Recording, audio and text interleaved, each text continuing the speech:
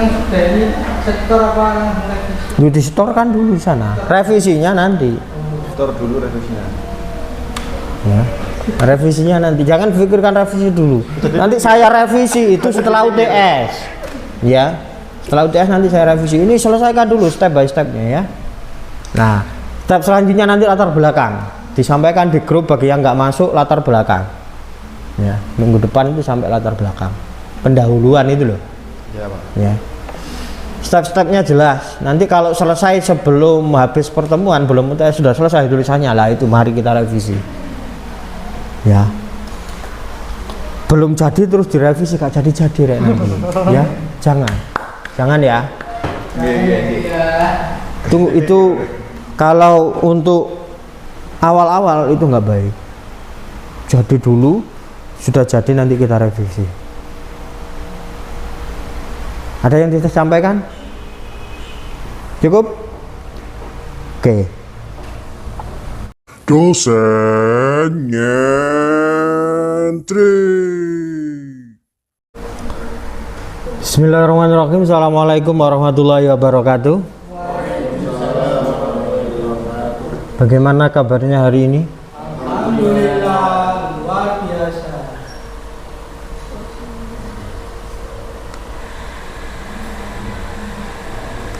Kita harus sering-sering bersyukur ya. Kadang kita lupa bersyukur.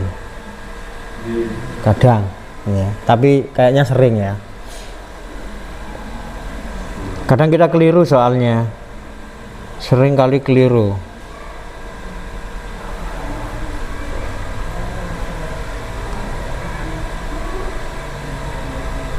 Kita ini sudah memiliki rezeki yang sangat banyak.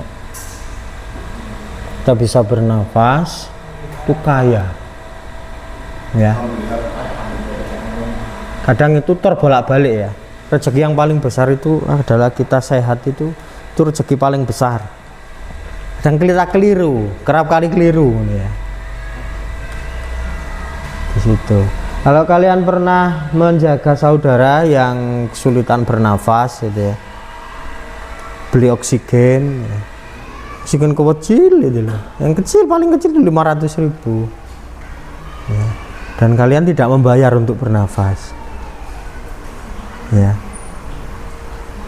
Coba itu dikalkulasikan misalnya ya. Ya kan berarti sudah rezeki itu sudah besar. Kadang kita nggak mensyukuri itu. Cara gampangnya berpikir cek mudah diterima logika. Loh Pak, ya itu beda loh gini sekarang. Kamu punya uang 1 M tapi bernafas sulit, atau milih punya uang 100.000 tapi mudah bernafas. Milih yang mana? Nah, itu bukan masuk ke pilihannya kan? Kan gitu deh. Nah, kayak gitu. Ya, kadang kita keliru loh ya, kadang kerap kali keliru. Ya. Begitu juga halnya ketika banyak tugas, memaknainya kok tugas terus ya. Kadang memaknainya keliru. Kok nek gak digawe tugas gak sinau lho rek. Kok nek gak sinau berarti kuliah gak oleh apa-apa. Tapi kadang ya cara berpikirnya keliru. Enak nggak kuliah prei, gak ono tugas, iku seneng. Lu kan aneh toh. Padahal kalian membayar kuliah, membayar uang UKT untuk kuliah lo ya.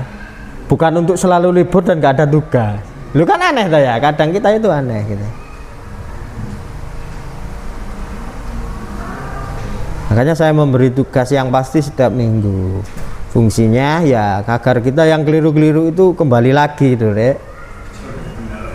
Ya.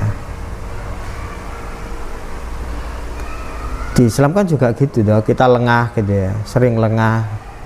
Kita diminta sholat subuh, duhur, asar, maghrib, isya gitu.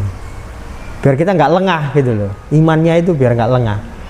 Kerap kali lengah soalnya, apalagi pas jatuh cinta, wah lengah, lemah sekali itu ya. Itu. Hati-hati nih. Hati-hati ya. Kamu soalnya terlihat tanda-tanda itu. Semakin besar ya.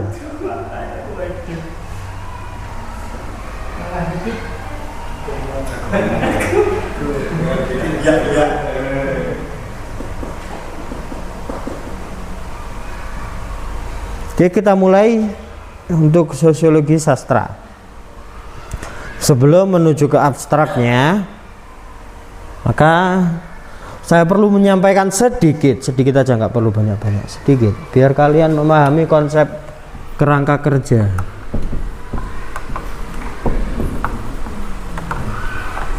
Di sini ini adalah payung terbesar keilmuan, salah satu bidang ilmu sastra. Kok ini kabar?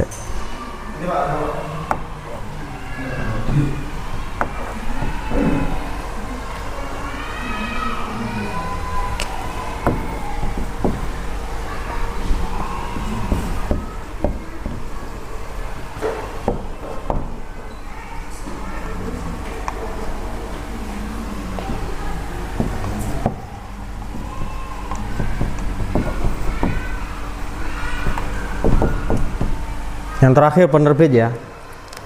Nah, yang sering itu ini, paling sering, sehingga saya taruh di awal. Untuk analisis paling sering di sini karya, sosiologi karya, fokusnya karya sastra. Seperti yang saya sebutkan kemarin ya, ini fokus utama. Karya baru ke realita, realita ke karya. Lalu dihubungkan ke sini. Nah, baru ke sini. Ini nomor 2, penelitian sosiologi sastra. Setelah ini baru menuju ke sini. Pembaca ini semakin jarang juga. Ke penerbit sekarang hampir gak ada. Ya. Sehingga di sosiologi sastra biasanya rata-rata di buku itu yang dibahas adalah sosiologi karya, sosiologi pengarang, dan sosiologi pembaca. Di penerbit itu buku-buku terbaru sudah gak dibahas. Kenapa? Penerbit itu adalah raksasa. Ya. Dikatakan raksasa itu berarti menjangkaunya lebih rumit daripada menjangkau pengarang. Menjangkau pembaca juga lebih rumit kan. Siapa yang pernah membaca karya ini?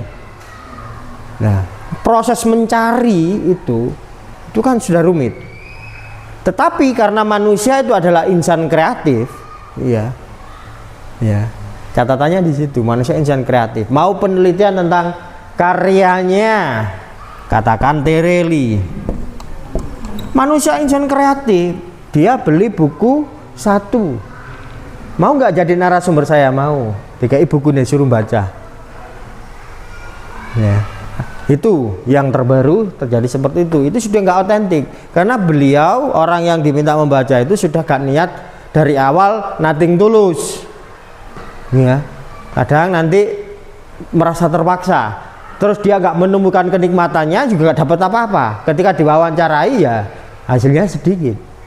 Beda dengan orang yang membaca dengan keinginannya sendiri. Ya, yang dulu itu dicari, ya benar-benar pernah membaca ini, enggak pernah membaca ini, yuk terus mencari sampai dapat narasumber yang benar-benar pernah membaca karyanya Tereli misalnya. Seperti itu. Tereli itu mudah kalau mencari pembaca ini, tapi ketika menyebut nama sastrawan besar yang karya-karya serius gitu ya, kita cari karyanya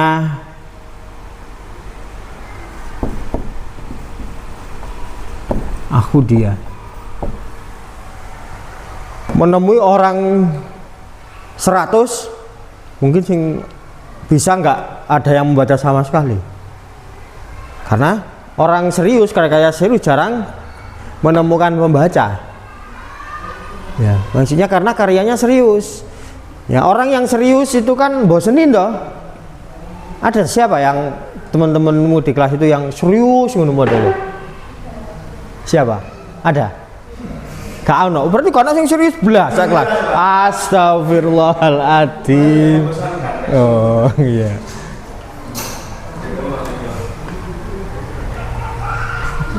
Ya, seperti itu ya. Makanya seperti ketika pilihannya serius ya mungkin orangnya memang membosankan, sehingga pikirannya pokoknya serius, kenceng-kenceng aja, gak guyon belas gitu ya. Makanya kadang cewek-cewek atau cowok-cowok, tapi yang banyak cewek ya, suka cowok yang humoris. Ya. Kalau cowok kadang nggak bakon humoris bangga ya wis gak peduli. Ya. Kadang gitu. Yang punya kriteria humoris biasanya cewek, ya. Oh, lucu arek iku enak lucu. Ganteng, Pak. Ya, ganteng lah, ganteng nomor sekian. Kadang lucu itu kadang nggak ganteng, ya kan? Ya, tapi dia menang banyak lucu itu biasanya, ya pasti potensinya besar gitu. Ya. Terus serba bisa lah, ini nomor 2. Ganteng itu bonus, isok kalah mbak 2 poin ini loh rek. Serius itu, ya. Makanya ketika menuju ke arah karya sastra, antara yang atas dengan yang bawah masih mudah mencari pembaca yang bawah karena dia penulis populer.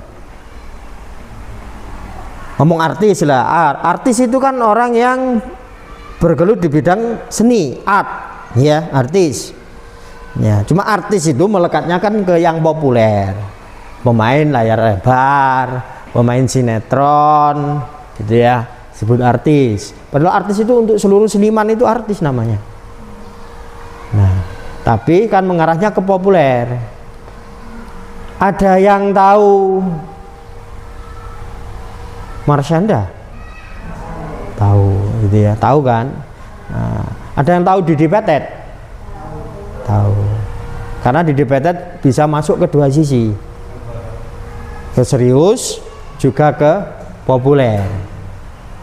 Nah, kemudian ketika ada pertanyaan lagi, ya, orang itu akan lebih mudah mengenali yang masuk ke genre populer, ya.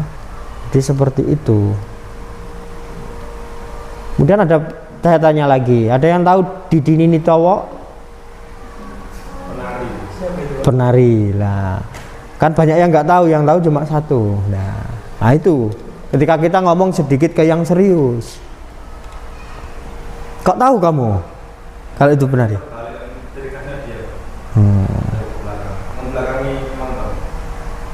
Kamu kok tahu? Sering lihat, Pak. Oh sering lihat. Oke. Nah tapi yang lain kan nggak tahu ya? Nggak tahu ya? Yang lain ya? Kolis tahu Kolis? Nggak tahu. Nah itu loh bedanya ketika ke serius dan ke populer. Kalau serius yang didapatkan itu adalah prestis, ya, eksklusif, gitu. Kalau serius, kalau populer itu lebih ke materi, popularitas, di situ. Ya. Artis kemungkinan masuk ke wilayah pemerintahan lebih kecil daripada yang serius, ya, ke wilayah kepemerintahan loh ya. Makanya biasanya ke yang masanya banyak, seperti itu. Nah, ada plus minusnya sudah dibagi. Nah ini wilayah ke situ. Nah ini pasti harus dimaklumi. Makanya sosiologi sastra itu juga membahas ke wilayah populer juga ke wilayah serius, dua-duanya. Walaupun ini pada mulanya ketika dibahas ke populer sempat banyak pro kontranya, ya, banyak ditentang. Ngapain membahas karya-karya populer? Itu gak mutu.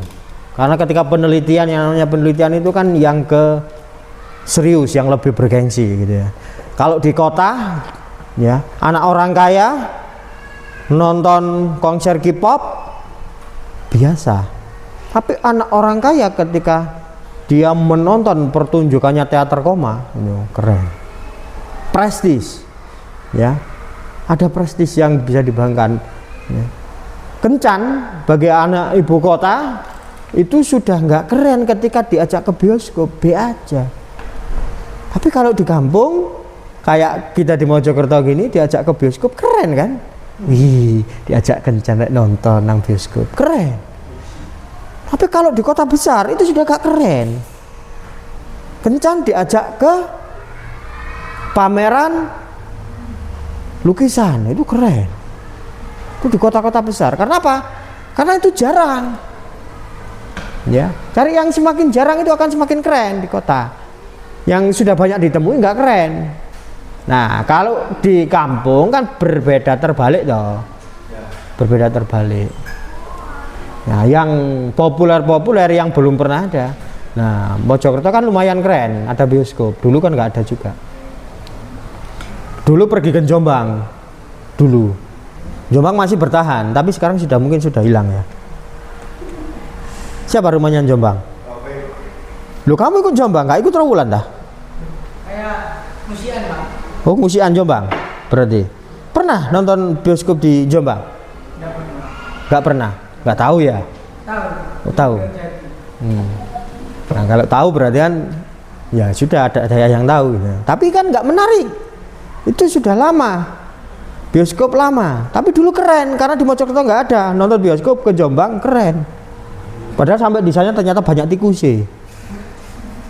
Ya, mau nonton yang bioskop 21 harus ke Kediri atau ke Surabaya. Nah, ada jarak yang harus ditempuh. Tapi sekarang Mojokerto keren. Kita ke Sunrise ada bioskop gitu kan. Nah, jadi sekarang misalnya Kencan diajak ke bioskop keren.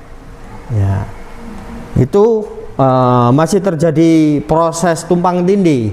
Ya, dulu ya serba internet, serba online keren. Tapi sekarang sudah mulai gelisah. Kenapa? Banyak yang bocor, banyak yang kebobol. Ya. Kan itu sebenarnya lucu. Itu kita sudah mempelajari Jerman 10 tahun yang lalu itu sudah kebakaran jenggot. Ya, karena kita belum, walaupun sudah tahu ya tetap pengen mengalami, pengen ngerasa dibobol dhisik gitu, baru nanti seperti itu. Seperti kalian gitu kan, kalau dibilangin rek aja ngene kan nggak peduli, nggak percaya. Gue baru ngerasakno, aja liwat kono. Dalane gak enak. Gak percaya, marun tiba-tiba lewat situ. Iya, aku ngurus mari lewat kono. Dalane gak enak, baru gak lewat situ lagi. Jadi kalau belum mengalami, kayaknya kurang puas gitu loh. Ya itu kita manusia. Ya, seperti itu. Nah, konsep sosiologi sastra nanti diturunkan ke 4 pilar besar ini. Sosiologi karya, yang berarti fokusnya ke karya sastra, mengabaikan ketiganya. Ya, ke pengarang berarti mengabaikan ke semuanya, ke pembaca semuanya diabaikan, tetapi ada juga yang menerapkan 2, menerapkan 3, atau bahkan menerapkan 4. Apakah boleh? Boleh. Menerapkan 1 boleh, menerapkan 2 boleh, menerapkan 3 boleh, menerapkan semuanya boleh. Berarti nanti kan kajiannya semakin kompleks. Nah, ini untuk ranah kakinya ketika kita mau membahas ke sosiologi sastra. Ya. Sekarang kok jumlahnya sedikit? Kenapa? Takut abstrak ya? Hah? Jangan-jangan iya? Kok sedikit jumlahnya? Mas Taufik. Analisis nilai perjuangan dalam puisi Diponegoro karya Khairil Anwar. Oke, Diponegoro. Oke, pendidikan ya. Topik pendidikan itu. Silakan Mas Taufik.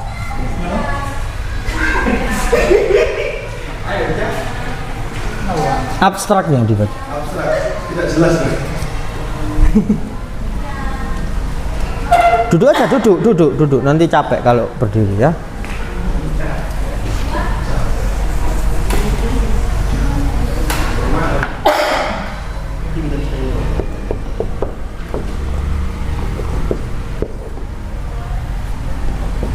Paling bawah nanti ada kata kunci ya. Kata kunci itu jangan 1.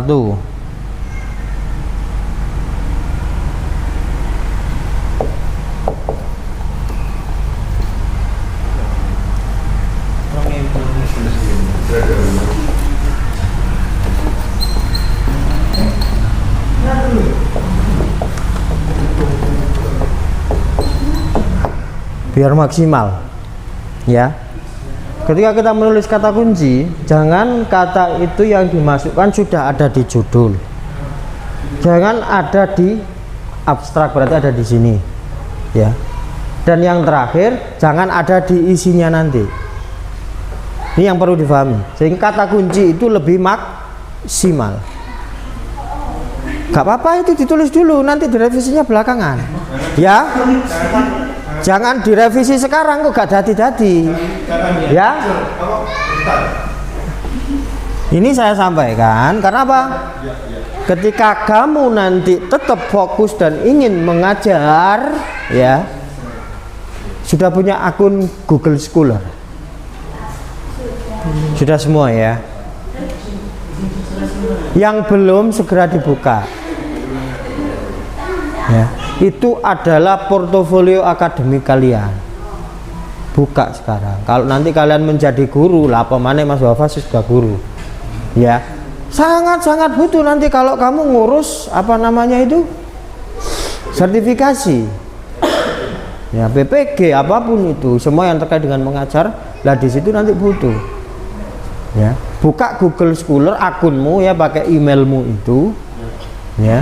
Nanti kalau lembagamu itu punya website, tinggal diverifikasi dengan websitenya lembagamu. Nah, kenapa pakai Google Scholar? Ya itu tadi, tulisanmu itu nanti masuk di situ. Ya, orang ketika kamu melamar misalnya yang belum mengajar, nanti misalnya orangnya itu paham soal tulis menulis dan laporan-laporan terkait ngajar, apa yang harus dilampirkan dan lain sebagainya, yang ngetik namamu di Google Scholar, tulisannya banyak. Wes, yang nggak punya tulisan itu lengser duluan.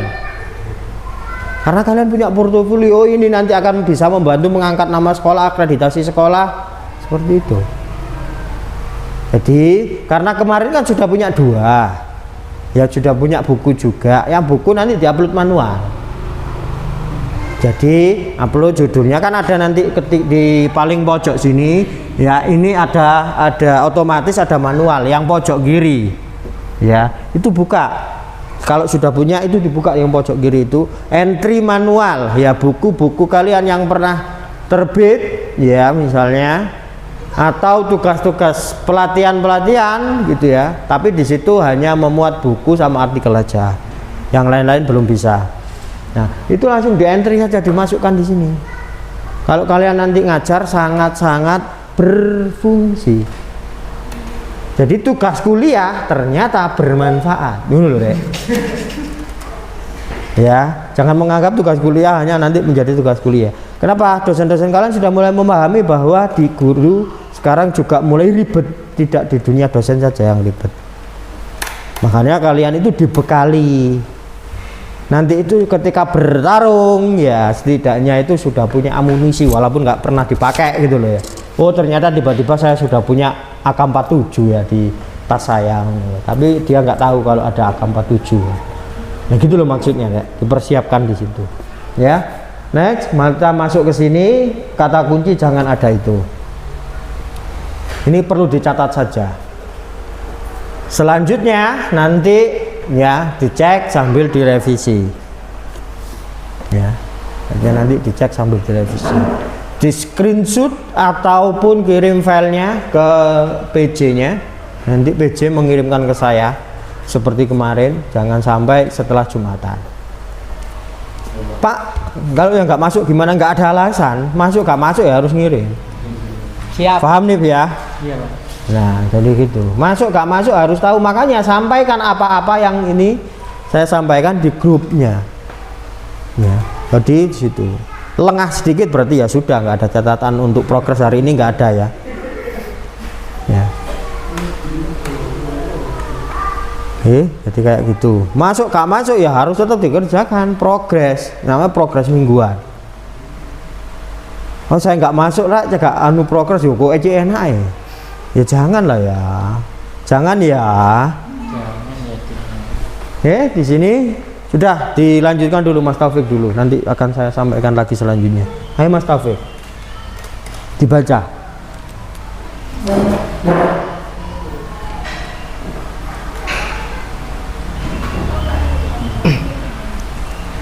Penelitian ini mengkaji puisi Diponegoro karya Chairil Anwar dari segi sosiologi sastra dengan fokus pada analisis nilai-nilai perjuangan yang terkandung di dalamnya.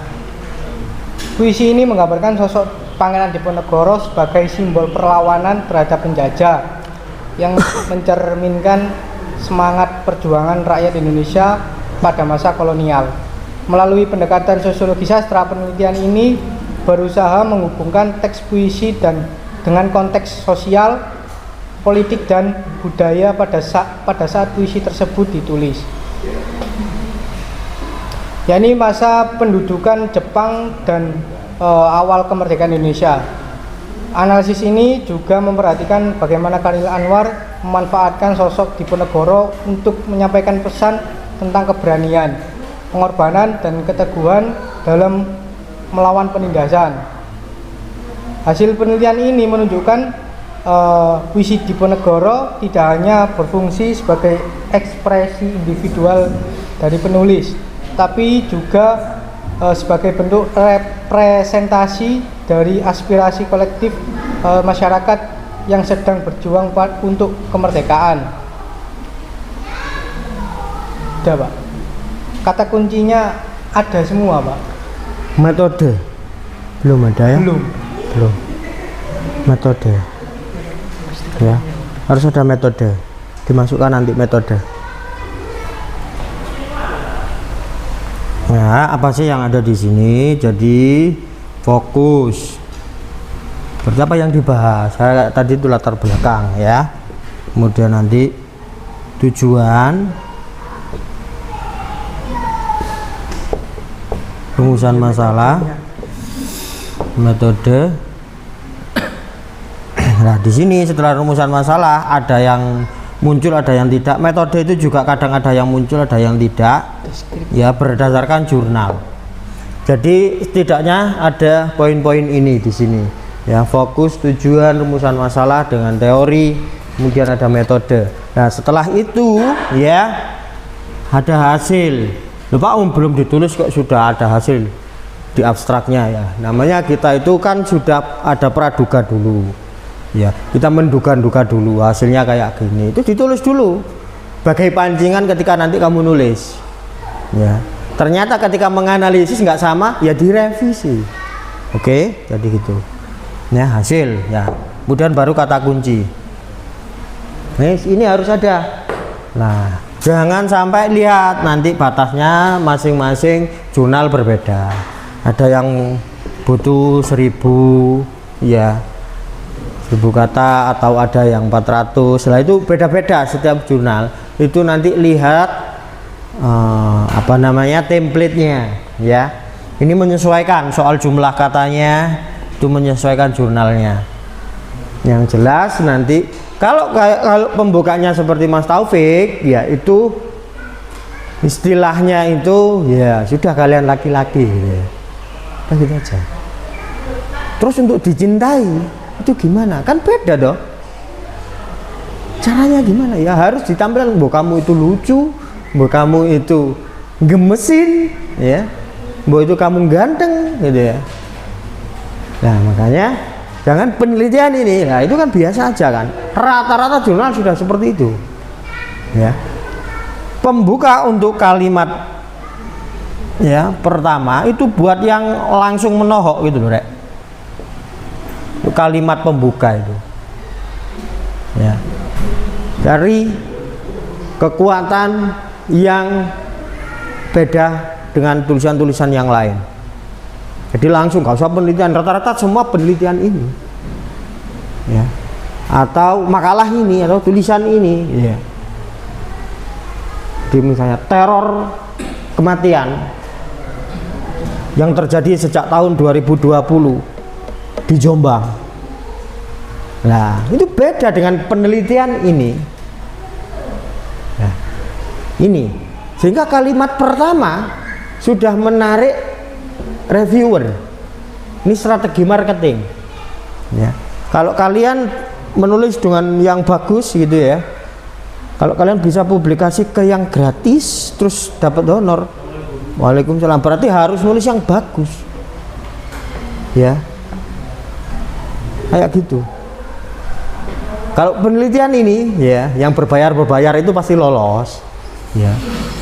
Apalagi yang reputasinya masih rendah gitu ya, pasti lolos. Tapi kalau mau mengejar jurnal yang gratis dan kalian dapat honor, harus menohok. Pembukanya itu harus, kalimat pembuka itu, oh iya, orang langsung penasaran. Itu yang membedakan.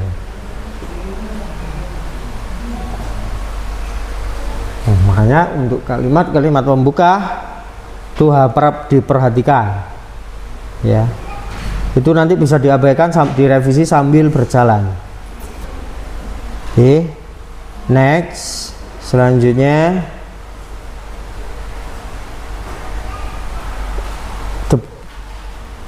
habis cowok, cewek ya, cewek.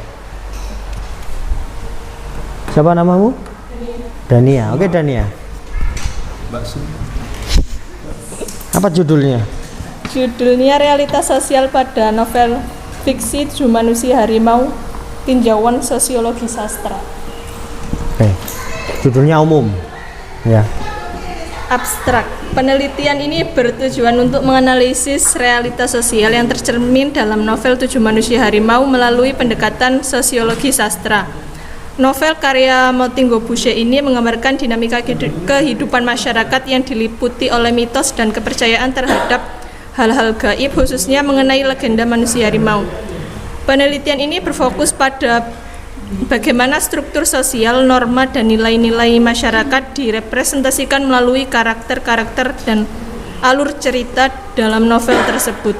Metode yang digunakan adalah analisis kualitatif deskriptif dengan pendekatan sosiologi sastra yang memadukan teori sosiologis dengan studi literatur. Sumber data penelitian yakni novel fiksi 7 Manusia Harimau karya Motinggo Busse, sedangkan teknik pengumpulan data mempergunakan teknik baca catat. Hasil penelitian menunjukkan bahwa novel ini merefleksikan realitas sosial masyarakat yang penuh dengan hierarki kekuasaan, patriarki, serta ketegangan antara tradisi dan modernitas. Novel ini juga menyingkap bagaimana masyarakat memandang kekuatan supranatural sebagai bagian dari identitas kolektif yang tidak terpisahkan dari kehidupan sehari-hari. Penelitian ini berkontribusi dalam memahami peran sastra sebagai cermin sosial serta memperkaya kajian tentang hubungan antara sastra dan realitas sosial di Indonesia. Oke. Kata kuncinya sosiologi sastra, realitas sosial, dan novel fiksi. Yang nggak ada di abstrak dan di judul ada novel fiksi. Itu yang nggak ada. Itu kata kunci yang bisa membantu di pencarian. Maksudnya itu gini loh ya, reputasi. Nah, jadi kita ngomong portofolio yang saya sambungkan di Google Scholar ya. Tadi kan saya ngomong Google Scholar itu penting kalau kalian nanti suatu ketika ingin masuk ke dunia pembelajaran, ke dunia mengajar. Ya. Kalau kata kuncimu bagus, ya. Ketika kemarin itu kan kalian ngetik toh artikel-artikel itu, ya.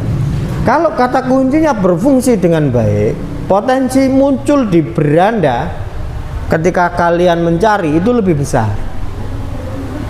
Tapi nek kalian samakan, ya wes kan. Nah itu sudah ada kan, dia tidak bekerja kata kuncinya. Sudah ada di judul, berarti kan dia gak punya istilahnya mobil itu punya turbo tapi gak dimanfaatkan turbonya. Balapan mesinnya itu ada nosnya tapi nggak ditekan, ya kan nggak berfungsi dong. Lah itu loh maksudnya, kata kunci fungsinya di situ, ya. Kata kunci itu ada tapi nggak digunakan, ya muspro deh, ya. Gitu loh. Jadi kalau yang ada, kalau bisa dimanfaatkan ya dimanfaatkan. Itu fungsinya ketika kita pakai kata kunci. Itu untuk Mbak Dania. Mbak Dania kata-katanya tadi sudah keren. Tapi yang saya tanyakan sudah paham belum? Apa itu patriarki? Patriarki. Bentar, Pak. Nanti dicari tahu ya. Iya, Pak. Biar nanti kamu paham. Ya. ATM ya ATM, tetapi kalau kamu belum paham jangan dipaksakan masuk. Tapi kalau terpaksa masuk ya kamu harus memahami apa sih patriarki itu. Nah, kayak gitu. Nah, sehingga ketika saya membaca gitu ya, saya membaca bukan membaca, saya mendengar tadi Mbak Dania belum masuk di situ. Yang ada adalah yang dibaca tadi itu masuk ke abstraknya Mbak Dania. Ya. Ketika saya tanya apa patriarki? Masih harus membuka kerpean. Nah, berarti kan belum terserap kan? Ya. Yang dirujuk sudah bagus. Hingga apa yang dirujuk oleh Mbak Dania sama yang dirujuk oleh Mas Taufik itu sudah berbeda, terlihat di situ. Ya. Dari yang dibaca tadi terlihat, tetapi ya yang namanya kita belajar itu kan naik. Kita mencari ilmu itu kan kita naik. Otomatis itu ya. Mau gak mau ilmu membawa kita naik. Ya setelah di atas itu biar kita itu bisa turun ke bawah, itu kan dimanfaatkan ilmunya. Nah, kalau nggak dimanfaatkan ya tetap posisinya di atas. Nah, kalau Mbak Dania menggunakan kata-kata yang sulit semua kayak gitu, ya, dan ternyata ketika Mbak Dania diminta menjelaskan itu juga nggak bisa, ya akhirnya terjebak di atas. Ya, terjebak ini, terkerangkeng. Jadi kalau orang belum berilmu, nggak mau belajar dan lain sebagainya, dia akan terjerembab di bawah. Sama-sama di kerangkeng kan aja enak kerangkeng di atas daripada di bawah. Bedanya di situ. Nah, tetapi kalau yang nggak terkerangkeng, orang yang punya ilmu dan bisa paham dengan ilmunya dan dimanfaatkan, lah ini bisa naik turun, nggak ada hambatan. Jadi harus difahami apa yang dipelajari, apa yang ditulis, apa yang dibaca itu. Coba tuh apa sih patriarki itu, ya. Ini paham yang berbicara soal apa. Oh ini gini, nanti fokusnya ke sini. Oh isu-isunya seperti ini. Nah, biar enak, ya, biar langsung menancap gitu loh ya. Saya adalah orang yang membela hak-hak feminisme. Apa feminisme? Gak tahu aku. Lu kan lucu sih Rek, gitu loh. Ya ternyata dia laki-laki terus saya adalah pejuang feminisme. Apa sih feminisme? Gak tahu saya. Loh, gembor-gembor lah, kebanyakan kan gitu. Berteriak lantang di gedung A, gedung B, tapi apa kamu teriak apa sih? Gak tahu. Pokoknya suruh teriak ya teriak aja. Ya kamu boneka dong. Ya janganlah. Fahami dulu. Sehingga ketika paham geraknya itu kan ada ilmunya, bukan berarti saya tidak menyukai kalau kalian bergerak asal bergerak, ya. Tapi gerak kalau ada ilmunya itu kan lebih baik daripada gerak asal gerak. Next, selanjutnya PJ-nya sekarang. Wih, sabar. Beda. Bisa. Ini mah. Oke, judulnya Analisis Sosiologi Sastra pada karya Emanuel Najib yang berjudul Wirid Orang Tertindas sebagai Pembelajaran Sastra di Masyarakat. Sebagai pembelajaran sastra di masyarakat. Pembelajar Sastra di masyarakat. sastra. Abstraknya, karya Wirid Orang Tertindas memberikan sebuah ungkapan perlawanan dan kesadaran yang kuat pada dirinya, dalam hal ini yaitu rakyat. Pada masa penjajahan sampai pada menjelang kemerdekaan, stigma bahwa seorang pribumi terus digaungkan oleh tokoh-tokoh penjajah negara ini. Namun pada kenyataan masyarakat pada kala itu tak seorang pun memiliki jiwa sebagai manusia yang malas. Hal ini dapat dibuktikan dengan sistem kerja rodi hingga tanah paksa. Meski pada sistem tersebut dikatakan sebagai tanah paksa, adakah di antara rakyat bekerja dan ada namun pada kenyataannya masyarakat pada kali itu tak seorang pun memiliki jiwa sebagai manusia yang malas. Hal ini dapat dibuktikan dengan sistem kerja rodi hingga tanah paksa. Meski pada sistem tersebut dikatakan sebagai tanah paksa, adakah di antara rakyat bekerja dan memantapkan diri sebagai seorang yang pemalas? Tentu tidak. Pada abad wirid orang tertindas sangat nampak betapa tegar dan kokohnya mentalitas masyarakat kala itu.